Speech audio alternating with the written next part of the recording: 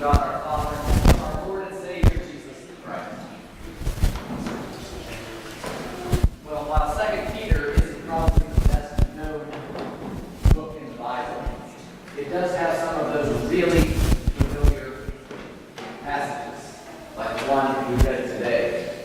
This statement that 1,000 years is like one day to God. And we usually interpret that to talk about God's timelessness.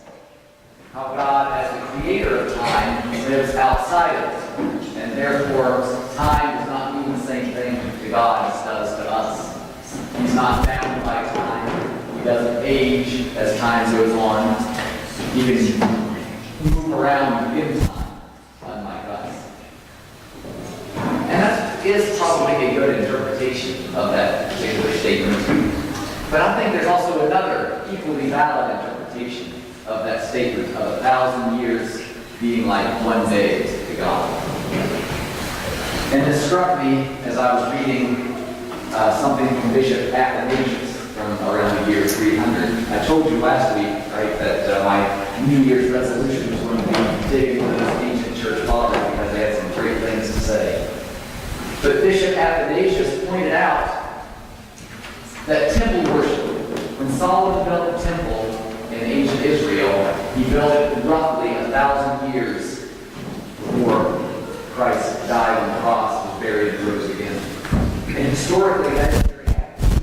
It's probably right around 900 to 1,000 years between the time of Solomon and the time of Christ.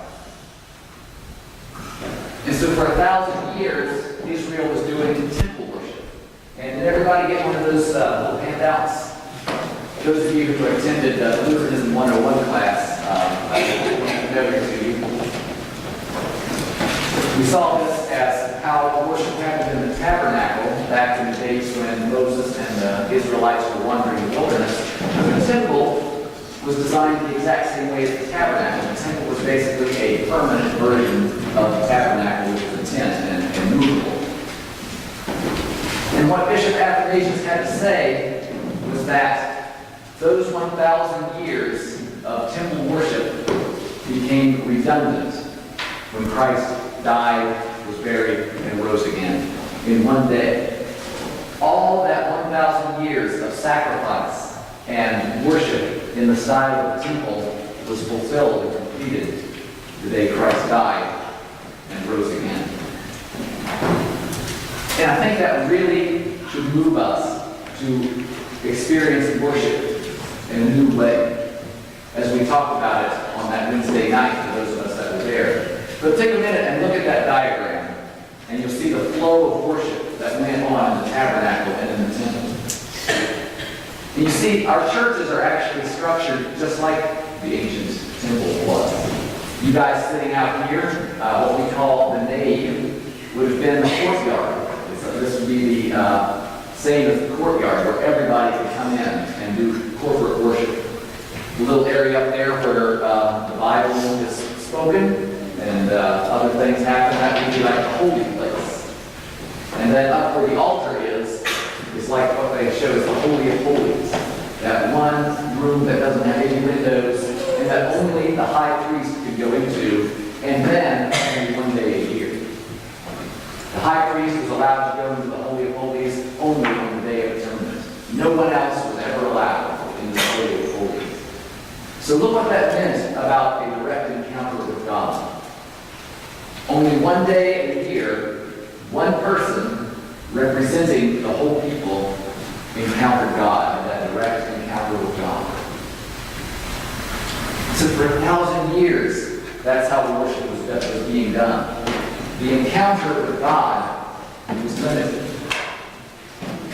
But if we think about the way we do worship today, it's structured very similarly, but we have one radical difference. How often do we encounter God? When do we get to have that direct encounter with God?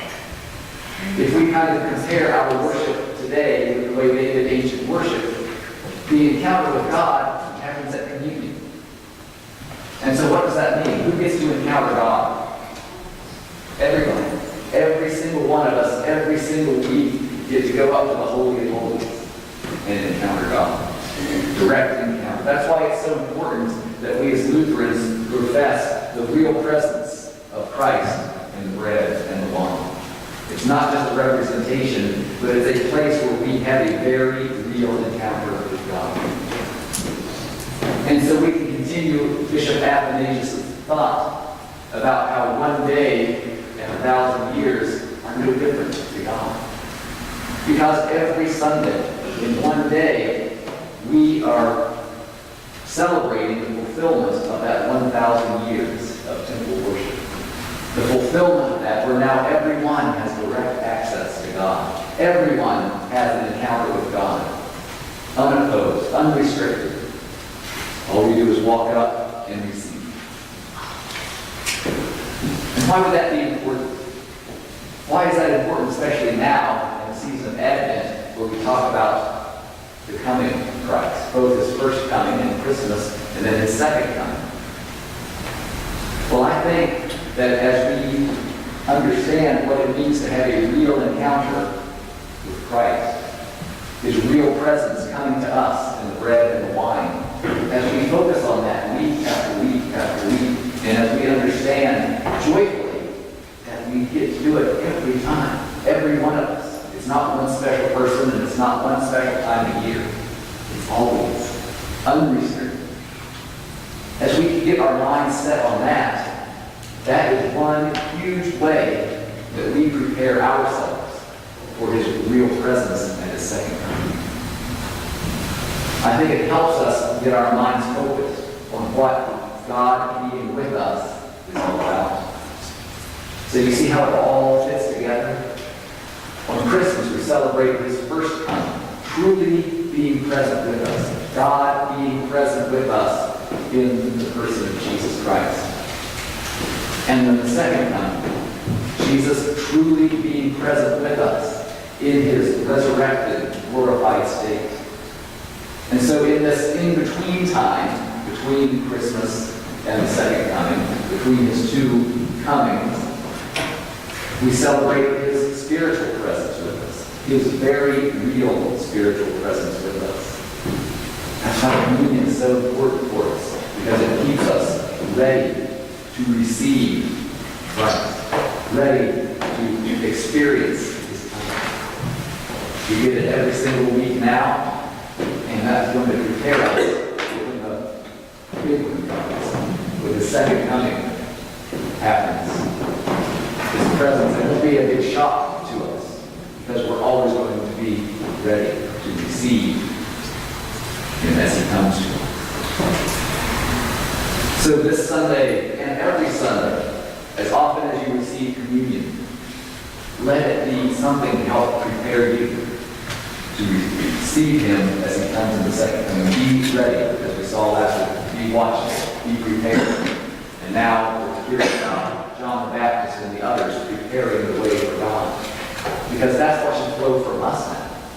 As we experience God's real presence, we can go out and tell everybody else. We prepare his way, get everybody else ready for his coming, the real presence among us. Nothing to be scared of, but always something to be excited for, hopeful for.